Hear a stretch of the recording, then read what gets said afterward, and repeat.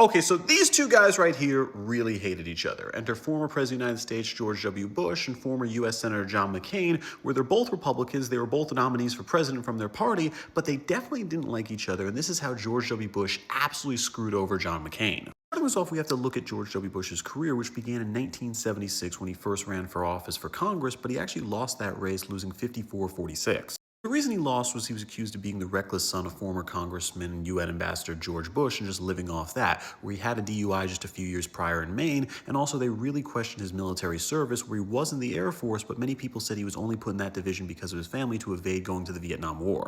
Because of that loss, he actually quit politics for 16 years instead to focus on business in the oil industry. And then in 1989, he ended up raising $84 million to purchase the Texas Rangers, where he took over and was actually in control of the team. And because of that, the team was actually seeing success, so he was more popular in Texas than ever.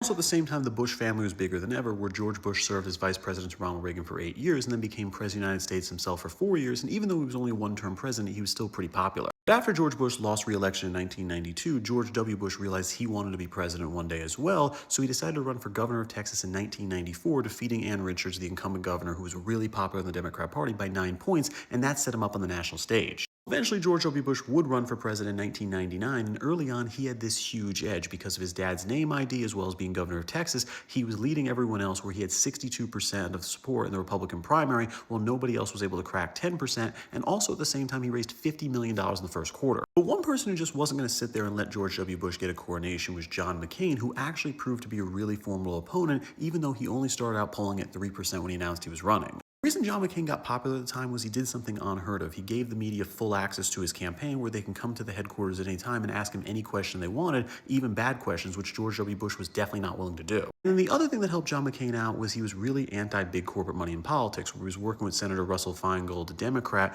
where their goal was to make a bill that was later called McCain-Feingold, which was campaign finance reform. And then also at the same time, John McCain said, hey, I'm not raising as much money as George W. Bush, but George W. Bush is selling out America to big corporations. And then there were finally the polls, where George W. Bush was losing every national poll to Vice President Al Gore, but John McCain was actually beating Al Gore in every poll. Because of this, John McCain shocked the world, beating George W. Bush by 18 points in the New Hampshire primary and began to take a national lead. Because of that, Karl Rove, who was George W. Bush's main man, had the idea to do a whisper campaign in South Carolina against John McCain.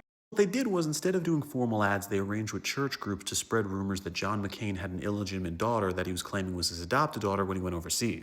They also kept on spreading rumors that John McCain, because he was a prisoner of war during Vietnam, had PTSD and was secretly undergoing therapy and has been to a variety of mental institutions. It worked because John McCain went from tying George W. Bush in South Carolina to losing to him badly in the election. The story is why Trump is popular now, because at least he's an asshole to your face instead of behind your back. And with that, I'm Charles Pearl. Subscribe to learn something.